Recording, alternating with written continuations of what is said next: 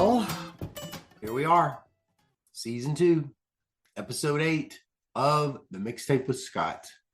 I am your host, Scott Cunningham. And before I introduce our guest today, I'd like to, of course, begin with these now very familiar words by Sue Johnson from her book, Hold Me Tight, 7 Conversations for a Lifetime of Love, because it describes perfectly my worldview and the ethos that I try to saturate this podcast about. We use stories to make sense of our lives, and we use stories as models to guide us in the future. We shape stories, they shape us back. My podcast is about personal stories. It's usually the personal stories of economists, though every now and then I'm going to throw you a curveball with a non-economist too, if it's somebody that I'm really wanting to talk to. I agree, though, with Dr. Sue Johnson that by listening to people's specific stories, it can help you understand and navigate your own life. So as you listen to my guest stories with an open mind and an open heart, I hope that you hear your own life story. But even if you don't, I hope that you nonetheless feel a little bit less alone, a little bit more connected to other people, a little more hopeful, that all these windy paths that you've been on that sometimes feel like they're going nowhere are in fact going to exactly the place they were always supposed to go. So with that said, let me give a warm introduction to a professor at Harvard Business School, Dr. Mike Luca. Though Mike is an academic, you could say that he's part of the larger series that I've been telling. I haven't really been done a lot of them this semester, or this season, but I did a bunch last season. It's a larger season I've been doing about economists in tech, given his long-running interest in the tech industry and the intimacy with which he has engaged it over his career. So thank you again for coming back to my podcast. I hope that you get something out of it today. I am your host, Professor Scott Cunningham. Thank you. Okay, well, this is a great pleasure to have with me on the call someone who I've sort of followed from a distance. This is our first time to ever meet. Mike Luca from Harvard Business School. Mike, thanks so much for being on the Mixtape podcast this week. Thanks for having me. Well, I said your name, but could you say for the sake of the listener, your name, what your title is, and what your specific employer and department and all that kind of stuff is? Yeah, I'm Mike Luca. I'm a faculty member at Harvard Business School, where I teach a course called Data-Driven Leadership, and I work on economics of the tech sector. Cool. Great. How long have you been there, by the way? So I've been there since 2011. 2011. Okay, cool. All right. So before we get started about your career, where did you grow up anyway? So I grew up in New York State, about halfway between New York City and Albany. Oh, okay. So New York's a big place, but kind of like the Hudson Valley area. Uh-huh. Yeah. Okay. Is that like a rural? It was kind of rural when you get up there. You said it was north. Rural. Actually, it's an interesting area because it's been evolving over the last few years. Like as kind of New York has gotten a little bit more sprawly, people moving out to the suburbs. Yeah. There's, for example, a farm that when I grew up was kind of more of a working farm, and now kind of brings in a lot of people from New York who want to see what a farm looks like. Yeah. Okay, cool. Do you get back there very much? I do. So my parents are still there. My sister is still there. So I go back a few times a year. Okay. But what did your parents do for a living when you were a kid? They were both elementary school teachers. My dad taught special education. My mom was, she taught in a library and then second grade. Oh, okay. And you've got, how many siblings did you say you have? 2 siblings. 2. Okay. And so what kind of vacations did y'all do as a kid? That's a good question. Lots of driving vacations. So you take kind of a summer drive, at least for a few years when I was quite young, to go visit my grandparents who had moved to Florida. So kind of the New York to Florida. Oh, wow. That's a long one. Back. It's a long one. Yeah. 3 little kids in the back. 3 little kids. You're like, go to the bathroom. You're like, I don't have to go. Yeah. No. Nobody would ever go. That's awesome. So you would do a lot of beach vacations, but it was the drive. Yeah. So the drive is the most, looking back on it, the drive is kind of the most salient part. I hadn't seen my grandparents over there. It was the excitement for me as a little kid, and then get back. Yeah. What were your interests as a kid? when you were like little? And so when I was a kid, I guess they were varied. So when I was really young in elementary school, like I was interested in all sorts of things, like I guess usual kind of suburban hanging out type of stuff. But I played soccer, not well, but I played and enjoyed it. At school, uh, I was interested in learning about kind of bits and pieces of history or uh, kind of social studies. I don't know that I was a superbly academic kid, but I liked reading. And then when I got a little bit older, I was into books like The Hobbit. Mm. Then I got into some Stephen King and other types of. So I like kind of fiction books, but more on like the personal front than on the academic front. Yeah. So you were like, yeah, the Stephen King and so you were just you liked the kind of the fantasy fiction and mystery fiction kind of stuff. I did. Yeah, I definitely went through periods for that. Then in high school, kind of usual. So I went to high school in the mid late 1990s, right? So you could imagine the type of music that Yeah. two sort of dominant sets Right. of music there, and I like both of them. But Yeah. Yeah. Yeah. Yeah. So what did you want to be as a kid? so I'm not sure that I have I'm not sure I had a super structured idea of what I wanted to be professionally. Mm-hmm. I didn't actually know. I didn't think about things like, oh, where do I want to go to college, or what do I want to do for a living? Like I knew I wanted to do something where I felt like I could help people. Like that was always something that was kind of top of mind for me. Then even when I went to college, so I went to SUNY schools. So I bounced a little bit and I graduated from SUNY Albany. Mm-hmm. So it's a state school. So I was state school about 90 minutes from where I had grown up. And Yeah. there, actually, I didn't know that I wanted to study economics. I had been studying, so I had decided that I wanted to be a math major. Mm. And there I can become interested in math. And I was also interested in business. So actually, I remember kind of just doing some of my own searches, trying to figure out what are the types of jobs somebody could do if they learn some math Yeah. and if they want to also engage with the business world. And I actually found actuary as a Mm. job that kind of got high on my list. So when I was in college, I interning as an actuarial analyst with Cigna, which is a large insurance company, and was thinking about applications of statistics, and I guess now what you might think about is data science types of ideas, Right. but applied to insurance products. So I after that summer, I got interested in the career. Both for me, it seemed like a job that was I sort of like the toolkit. I like kind of this intersection of doing stats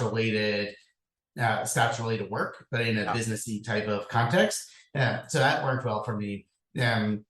I was interested in these applications in business, so I wanted to give it a try. I also was interested just in a job where you could work directly out of college, so just kind of financially that worked well for the situation I was in at the time. So decided to give that a try. And while I was taking my math courses, and took a couple of economics courses at SUNY Mm. Albany and really liked them, Mm. and decided to take some more. And then ended up just chatting with a couple of professors there and developing some connections with them around like the field and different questions that economics was being used to answer, and was intrigued by that. So ended up being a double major in math and economics, but then still went and worked as an actuary after Mm. undergrad. What was it? Do you remember what it was? The first impressions of economics that you had that made you like it? What were the ideas or what was the stuff? And how did it make you feel when you well, it's Yeah, like it's a great. go ahead. Yeah, no, it's a great question. Like there were a few things that I really liked about it. I liked some of the clarity it brought to ideas that I was having. So I remember in a microeconomics course that wasn't using calculus, but that was showing things like marginal revenue, and you could sort of see what the connection was. And then in an offline discussion with the professor for the class, I had sort of drawn out some of those connections, and I just thought it was neat that you could sort of formally model some of the Yeah. ideas that were intuitively appealing, and Yeah. then think about how you could start to make sense of things that you see in the world. I also became interested in, I guess, like then it would have been when, like, I guess, applied micro theory type ideas had got me interested, thinking about the problems that could occur that might stop somebody from spending efficiently, right? Or investing as much as they might want to in education, right? So what all these barriers were. So those are all super exciting ideas for me. And I like the idea. I guess it was some of the same things that got me interested in going into business with stats type stuff. I felt like economics was similarly at this intersection of thinking about data, thinking about models, but then also thinking about problems in the real world. So both kind of actuarial work and economics felt like venues where you could do that. Right. But then you didn't want to be an economist. You were still pursuing this actuarial degree career. Did something change at some point? So it's funny. I had a professor who had suggested going to grad school. Now, part of this was just I didn't know what grad school was. I didn't know kind of what that might look like. So I didn't have a whole lot of information about that. And also, just pragmatically, as an undergrad, the idea of going to school for 5 more years without kind of a salary or without kind of like a full salary to support myself felt very daunting. Right. So I remember talking to the professor, can you give me a little bit more insight into what grad school looks like? What kinds of things you do? Do you mainly teach? Do you mainly do research? Like what does that life look like? Yeah. And that was maybe my senior year in college where we kind of had that discussion. And then I actually kind of put it aside and I went back to Cigna where I'd interned and enjoyed it, like the people I was working with, like the general projects I was working on, like the idea of using these tools and applying them to a real world problem. And then at some point, it just kind of something in the back of my mind. And I guess it was really around what the specific problems you were working on. And I liked the tools.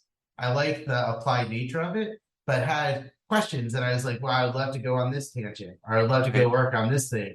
And it wasn't kind of it didn't really work in the setting of my day-to-day job because all these questions ended up being outside of the stuff that I was working on. So I called up the professor and I remember kind of chatting with him, like, can we talk a little bit more about what it would look like to apply to graduate school? Like, what do I need? And then I learned you need these recommendations, you need to write a statement, you need to pick a set of schools to apply to. And then you'd have to take the GRE, kind of getting all that in order. And in parallel, I had taken a couple of the actuarial exams, some of which covered economics, which got me re-excited about economics as a discipline. And I decided to give it a shot. So I actually switched jobs at the time because I thought, maybe another job where I could find a problem that's more targeted to what I'm interested in, that would kind of fulfill the intellectual need, like the desire that I want to work on slightly different problems. So I switched to a different actuarial job, which was also fun. And I also liked the people I worked with. Then I started to put together applications for grad school. So I applied, and the way I was thinking about it is I actually remember putting together, kind of trying to put together a spreadsheet of what happens after grad school. Like what are the different paths that people could go down after getting a PhD in economics. And I wanted to try to debias myself, right? So I just sort of took kind of probabilities of different outcomes based on whatever I could piece together from the schools that I was looking at. And the thing that hit me is I realized that it's not something where you could just sort of like stack all the, like, if this happens, I'll be happy. If this happens, I won't. What I realized is that even if I did all the things that I would want to do within the insurance industry, which I think is interesting, and I still have a lot of friends who work in, it just wasn't the thing that I kind of wanted to do for myself. And that it wasn't really about kind of integrating over probabilities. It was about kind of going down a path of things that just personally was more exciting for me. So I decided to give it a go and figured, in a year. Now I got to BU, and at the time there was high first year attrition. I think Mm. that's changed there. That's probably changed at a lot of places now. And I felt, if I'll know one way or the other after the first year, whether it doesn't work out for one of many reasons, and then I could reassess and figure it out. So I went to BU thinking that I would study some combination of it was always kind of in the microeconomics realm, but I thought like health economics was an area that had been on my mind because I worked in insurance as an actuary. It's just a topic that I Right. cared about. Instead, after taking my first year of courses, started getting more interested in just the like economics of information. I guess like applied micro theory and empirical work on that. So that was kind of the path to BU and how I got interested in going into economics. Mm. What was the professors that were making a big impression on you at Boston? Yeah. So I'll say so. So I'll start with the student person who I had mentioned. So Michael Jarrison, I remember being a person who had really gotten me thinking about a lot of this stuff. There's several other professors, some of whom are still there now, who got me thinking about the topic broadly. Now at BU, there were a lot of professors that influenced. I found it to be a supportive environment. I like the cohort of other students to brainstorm with, but also just this idea of working with faculty. So Albert Mom, who's a applied theorist, is a person who I started meeting with fairly regularly early in the program. Yeah. So so it was applied theory. So when you were interested in information, it was you were sort of sorting into more of an applied theorist kind of role.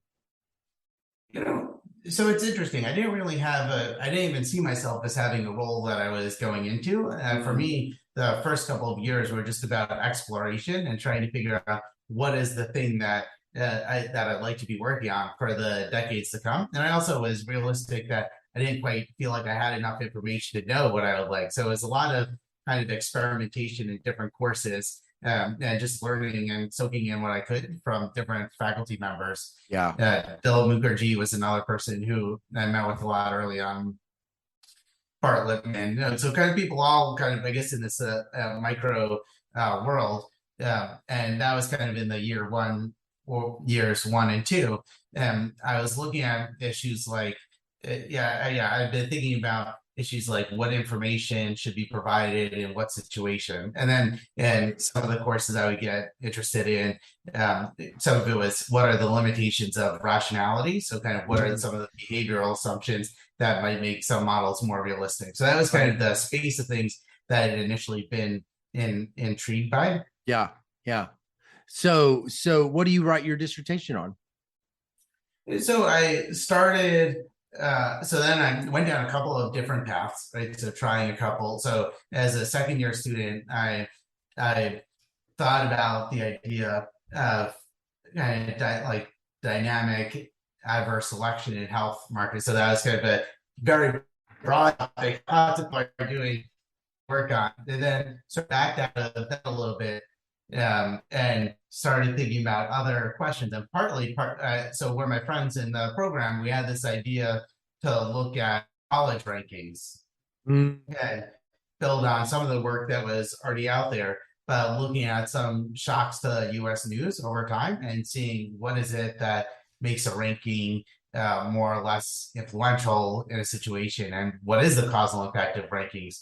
And part of it that we were interested in is all the information's right there. So what exactly is it that our ranking is doing? Right. So, I lost you. Oh shoot. What's happening?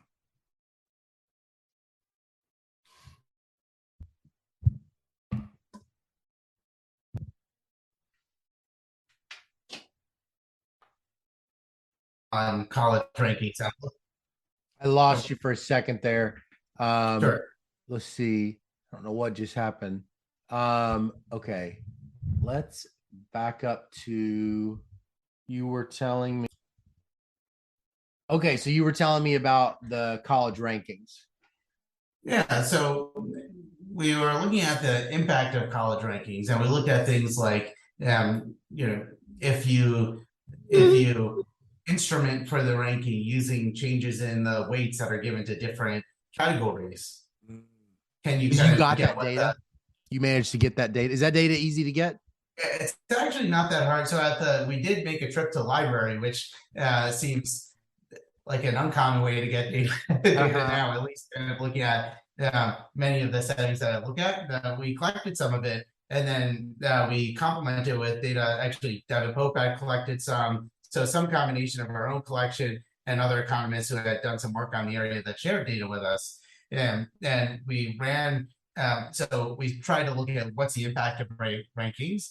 And there you might still say, well, there's some learning going on. Maybe people are inferring from the weights because US News has done research on what the weight should be, and maybe that evolves over time. So then the final thing we did is actually looked at change in which US News had expanded the rankings. So from the top 25 to top 50, and they had already been listing the top 50 with not all the underlying information, but like the main things that they're looking at. So we were interested in when you switch it from 1 to 25, but the next 25 listed alphabetically, what happens to demand at schools 26 through 50 when they go into the rank order? Oh, so it used to be they were alphabetizing 26 to 50, and then they switched, and then they brought them into the ranking.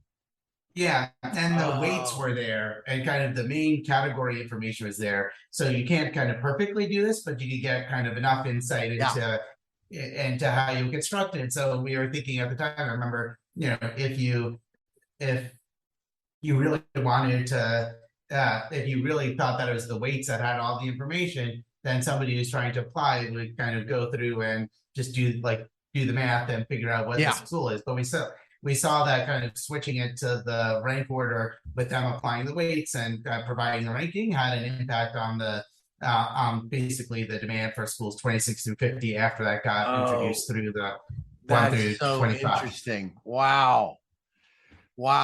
Is it in, and it's US News and World Report. It's not like there's a bunch of these and they're all having the same impact. It's really that magazine, right? For at least at the time. Now the landscape's changed, right? So actually US News and World Report, they sort of made a big splash by creating rankings, right? So I think 1983 or something like that was the first year they had explored with rankings. And then sort of over time have tried to create a methodology around it. And now there's other rankings, and also and this is part of the economics of digitization, right? So now that everything's online, it's a little bit easier for students to sort of shift, like, how much do I care about this, or how much do I care about that? Right. So this is the key. So this is how you get into all this stuff with like reviews and stars and all these things. You were always kind of, and then even it being about information, you were always kind of interested in this. Yeah, so I was always interested in that. I was interested in information and just kind of what information we use to make decisions and kind of what's forming our decision processes. Right, and then, right. On that project, then I started thinking, this is really interesting. So I was excited about that project, but then thinking, that there are these other types of information out like that. There are these other types of information out there. So we had looked a little bit at book reviews and what determines book reviews, and then started thinking about online platforms. And then the two platforms that I've done that I've done the most work on over the years are Workily to Yelp and to Airbnb. And in both of those, it's kind of thinking about the reputation systems and information that's now available, and interested in it both from how should we think about people using this information, but also from a design perspective, right? So kind of what are the things that you could do to make this both more or less useful for people, but also thinking about, especially in the context of Airbnb, one thing that caught our attention was how do you make sure you're developing a market that's not only efficient but also inclusive. So you had that like theory background. So like moving into this market design, like you could have just been one of these causal inference people, finding you know, rounding of stars and kind of just like doing more reduced form stuff. But you had this like kind of broader, you had this background in theory. I bet that did that make this transition thinking about Airbnb and these online, basically online marketplaces sort of become even bigger like than just the information? Yeah, so it's a great question. So I would say there were a couple of different pieces that made it that for me helped to put now for everybody kind of it clicks together in different ways, but for me there are a couple of pieces that helped to guide the way that I thought about issues, right? And one is on kind of the applied, like the kind of the applied thinking about the applied theory behind some of these issues, and like especially kind of so like in the U.S. news one, thinking about what's the new information here? Like what is it then that there's just costly information processing? Like and what are some of the predictions of that in the way that you design information?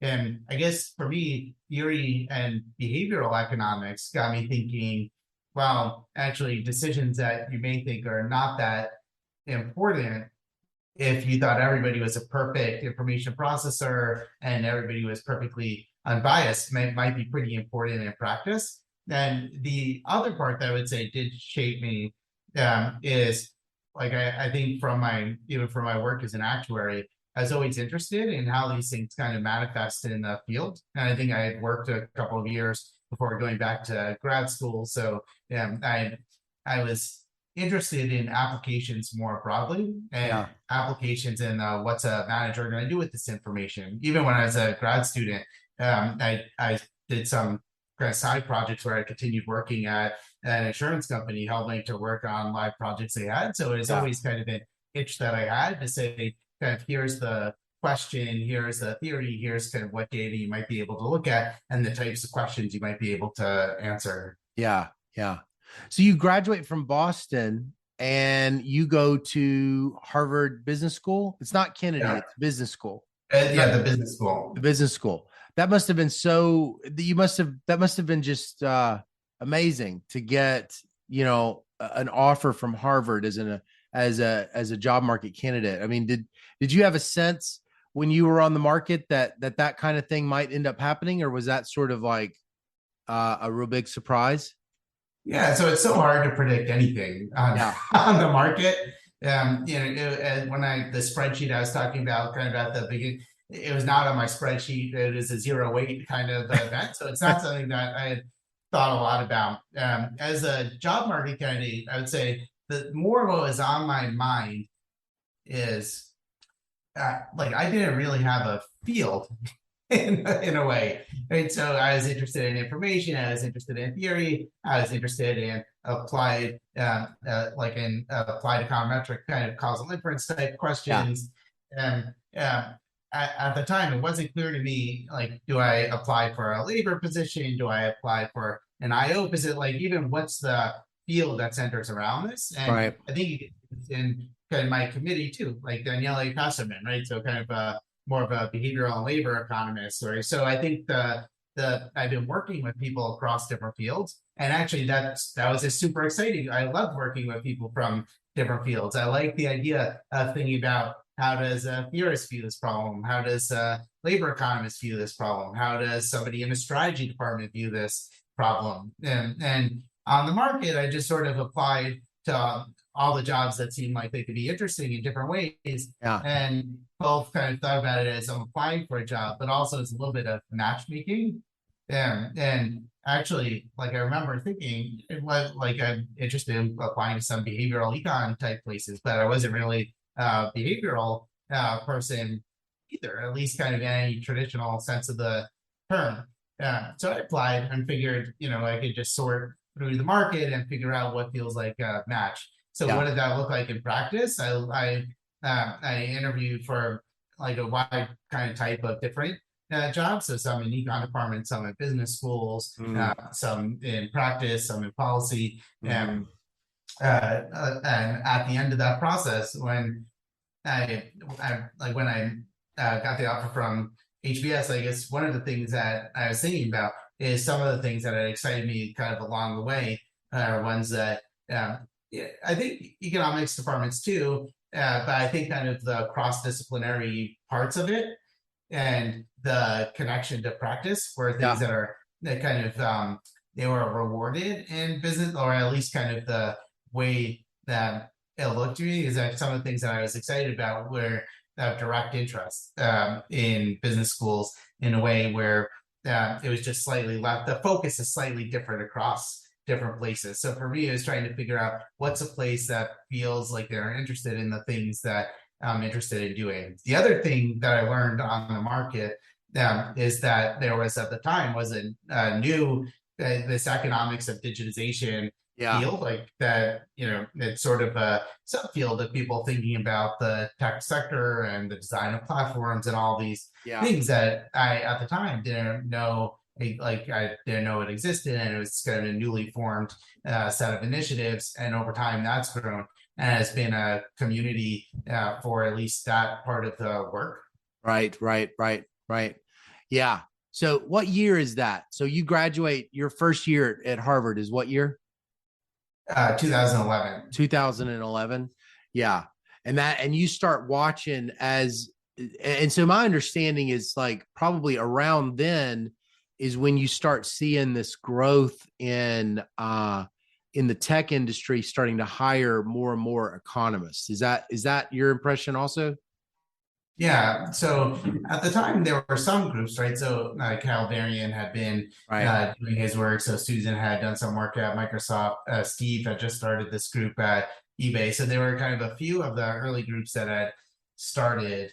And like I was aware of it, but it was still very early in that. Yeah. So a couple of things in the classroom and in my teaching, I started thinking about some of these issues that got me thinking about some new topics. So, for example, my first year at HBS, I started writing a case study, right, which is kind of a very business school specific kind of thing to work on. But I remember writing a case study with my colleague Ben Edelman, Right. and we had looked at we were thinking about the design of Airbnb's reputation system. And I remember at the time, it's yeah, so economists were new in that sector, but lots of the platforms were new as well.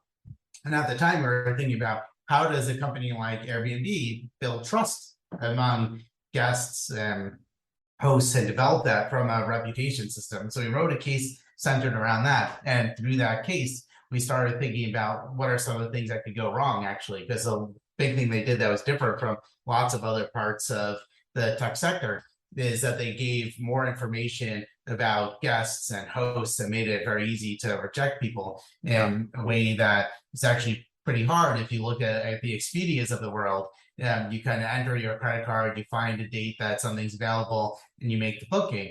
On Airbnb, they sort of had these lines at the time that were like, well, if you don't like the way, like, take a look at the guests, they're going to request a place. And if there's anything you don't like about them, you could just reject them. And there are high rejection rates on the platform. And that's what got us thinking about, well, one thing that this risks doing is increasing discrimination on the platform in a way where it's actually unrolling some of the gains that you might have seen in other parts of the tech sector, right? So even the rise of online marketplaces like Expedia may have helped to mitigate it at the time. And now this is saying, here's a slightly different design choice that might bring some of this back. And that's what sort of led us down this road to look at discrimination on the platform that kind of turned into a pair of academic papers that we wrote on the topic. And at the end of that, by that time, between the time I started and the time we had these two papers, there had been growth at a bunch of companies, including a couple of economists had gone into Airbnb by then, and economists had gone to Uber and a series of other companies. Yeah. So you were studying discrimination on the platforms, but you weren't working within the companies. You were like, how were you getting that data?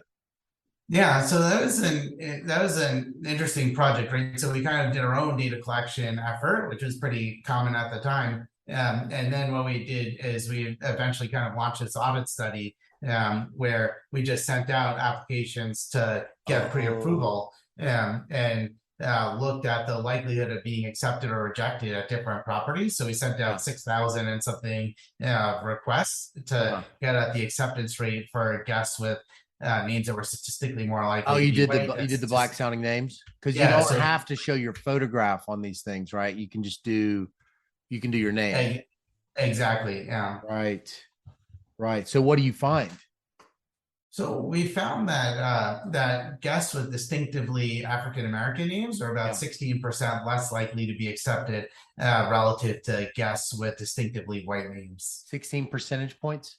16%, so it's about 8 percentage points. So think about kind of like a base acceptance rate of about 50%. Huh. 16% less likely to get a callback, less likely to have them To get approved. pre-approved. So What's think the about it. process? What's the process that goes through with Airbnb? So at the time, the process was that you would submit, so you would kind of say, is the place still available or not? And then the host had a couple of options. They could pre-approve you, in which Yeah. case you could just kind of proceed. They could tell you it's not available, or they Yeah. could try to ask you for more information. So what do they do? What are all the ways that you saw them responding differently to African Americans? It's pretty interesting because it actually, we thought that there was going to be more information seeking, but actually it was just more people rejecting and fewer people pre-approving. Mm. Mm.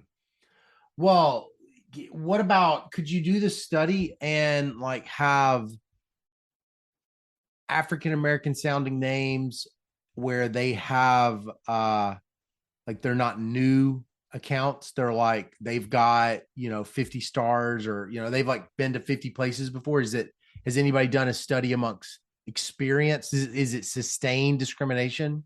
Yeah, no, so that's a great question. So actually, people have now done versions of the study where they've layered on reviews and find that having reviews helps to mitigate bias on the platform. Yeah. Oh, it does. Yeah. Huh. So That's interesting. Wait, so does a Beckerian theory of discrimination, does information about the person re- overcome that? It's almost like a statistical discrimination, isn't it? like, is it statistics? So this is actually, it's funny that you asked. So we actually had a discussion in the paper at some point on statistical versus taste-based discrimination, and in the revision process, it ended up getting cut out because there were things that were going in different directions. And I think this Uh-huh. is an interesting thing about discrimination in these markets, right? So, what does statistical discrimination look like? Well, you're doing a couple things here, right? So it may be that people have beliefs, but you're also changing the salience of information. Yeah. And even to the extent that they have beliefs, we don't know if the beliefs are accurate or inaccurate. Yeah. And so there's a lot to unpack. So we looked at this a few different ways. We looked at guests who had we looked at hosts who had lots of experience and not, and hosts with experience and hosts with multiple properties Yeah. were still discriminating. So kind of one thing you might think is that, are they getting driven out of the market? But we didn't see that. We saw that hosts, so we actually saw discrimination occurred among hosts who are white and other hosts. So we saw kind of multiple sets of hosts that were discriminating. One other thing we did is try to figure out what does this look like in the broader marketplace. So we looked at the prior guests, and that we did code up based on pictures as a proxy of guests of previous reviews, because people are reviewing the places where they stay. And what we saw is that discrimination was greatly reduced among people who had at least one African American guest in the past stay with them. Mm. Then kind of putting all this together, it's a complicated issue that, at least kind of for us, didn't sort of cleanly plug into statistical or like we couldn't kind of say definitively, this feels like statistical discrimination, or this feels like case. Now, I will say kind of some of the newer work that has looked at relationship with number of reviews has sort of fit to things like a model of statistical discrimination. So where learning can help to reduce the bias. Right.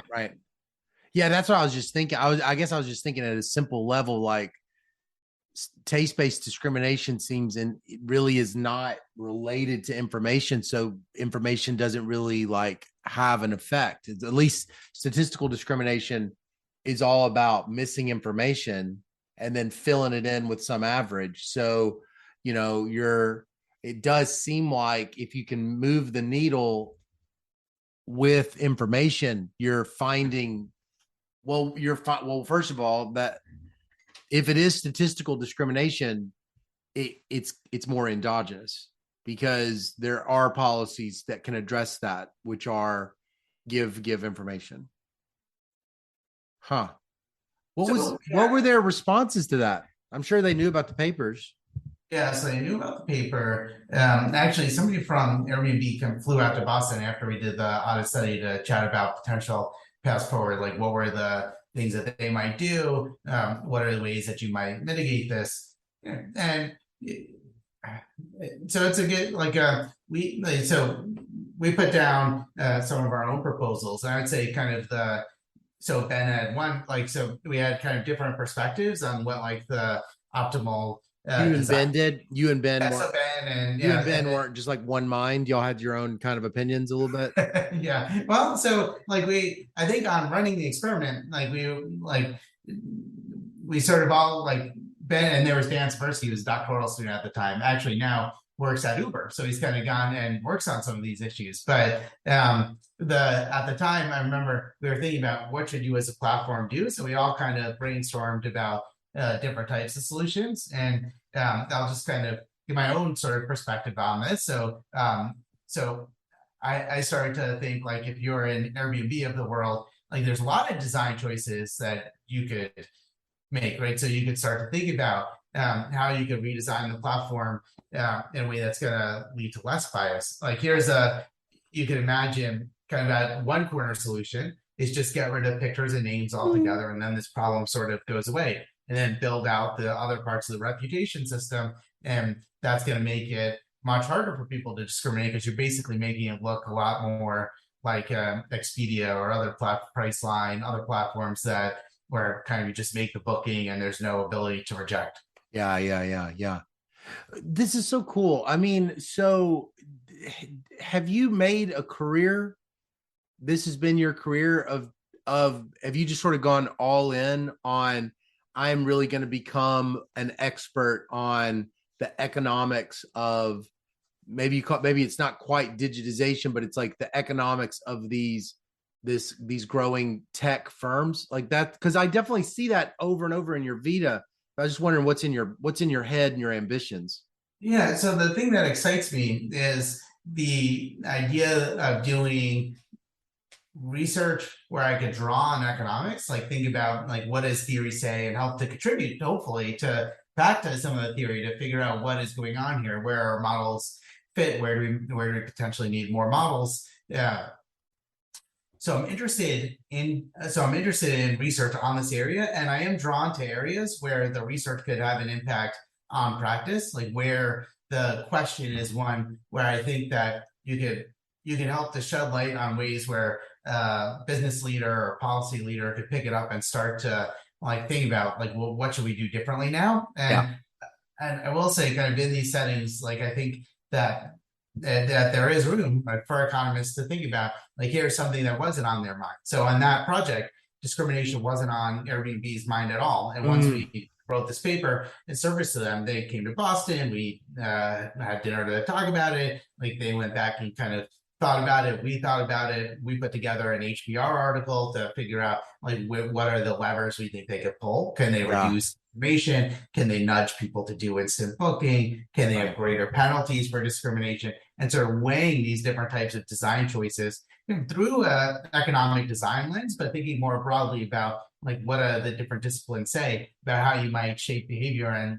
and reduce bias there. And then ultimately, Airbnb they put together a task force and incorporated a bunch of changes, including a lot of the things that have been on our agenda. And now you can see lots of kind of concrete changes they've made. So they used to have pictures of hosts listed on the main search page. Now they don't. Now you have to go kind of click through to see the picture of the host. You used to see the picture of the guest before you decide whether to reject them. Now you don't. You only see the picture afterwards. So I think that we're kind of mid-process on that one. Right. But then zooming out from that project to more generally, I'm interested in I think that economics has a lot that it could offer to think about these questions, and especially questions that aren't already being kind of answered or answered the way that you would think to approach it in a business setting or a policy setting.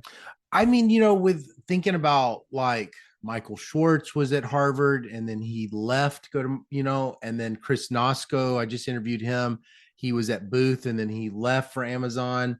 You know, Steve Tadalis didn't leave. He like did some other thing where he goes and then comes back. And Susan obviously came back, but like I haven't spoken to someone yet who's so in the weeds of tech, active creative work, analyzing them, and that hasn't left. And so I'm curious, like what's keeping you from leaving?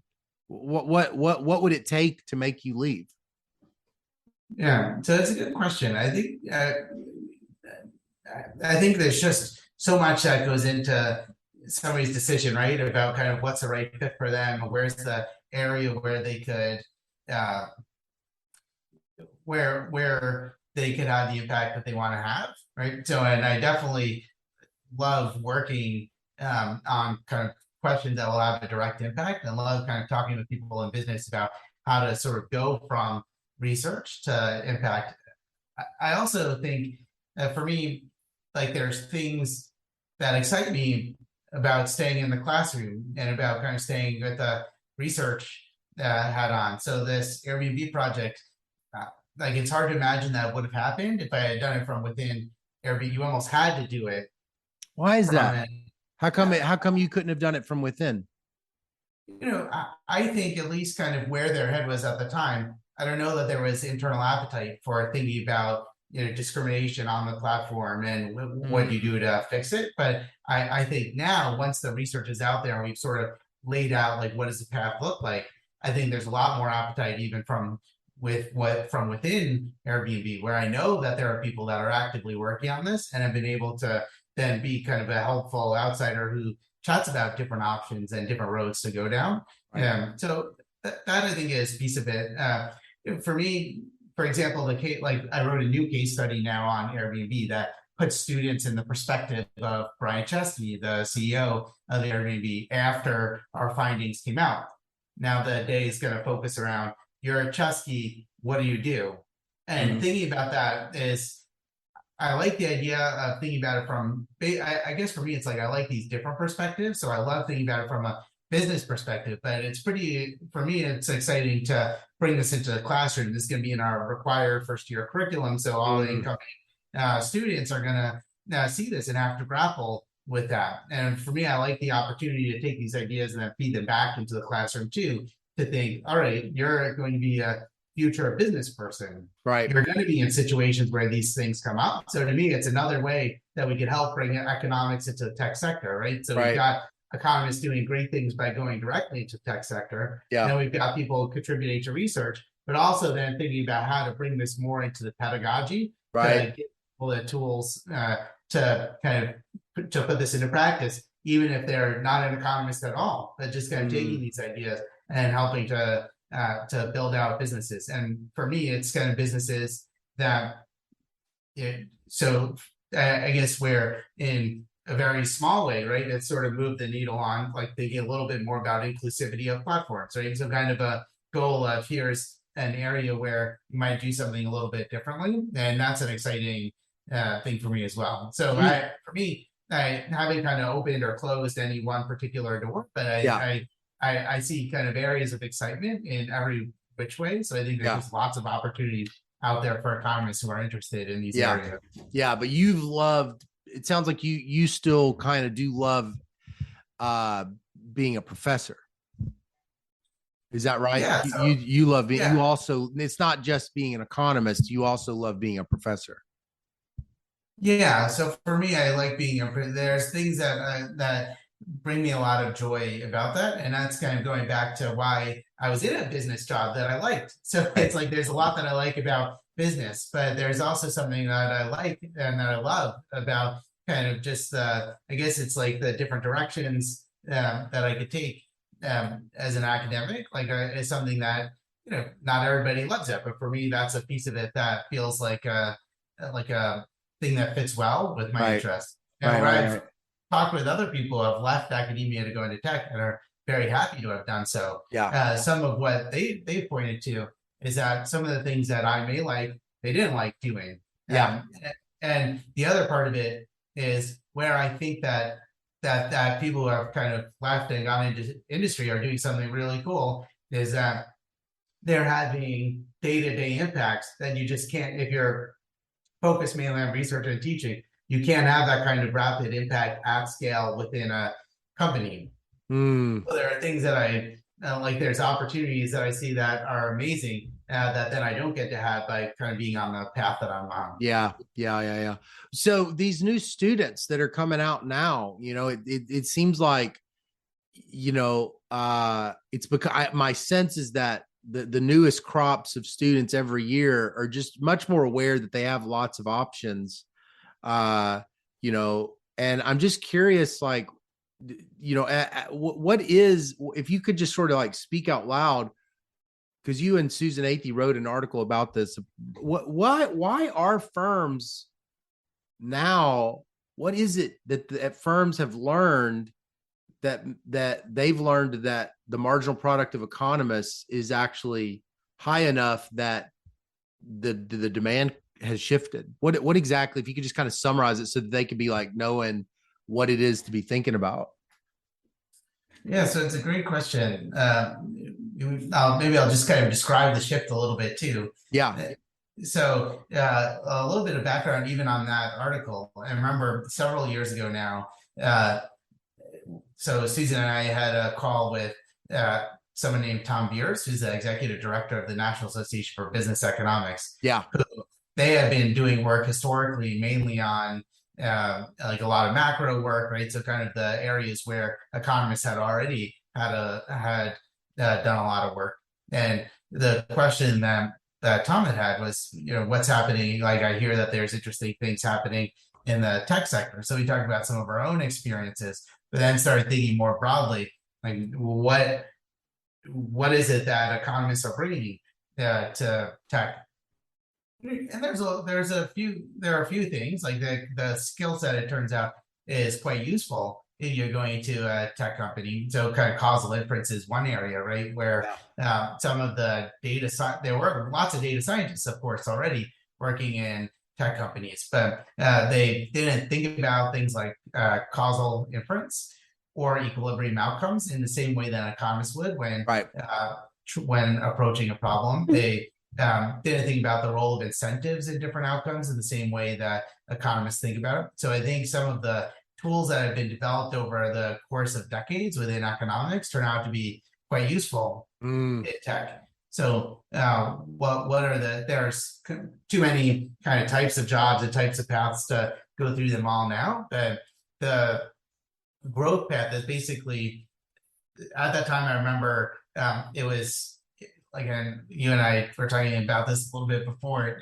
There was Amazon was hiring some economists, Google had hired a few economists, but there wasn't this kind of scale of growth within the industry. And over time, people were being brought in for a lot of applied IO type questions, and then some causal inference questions. And now they're going to areas as separate as kind of going into an HR group.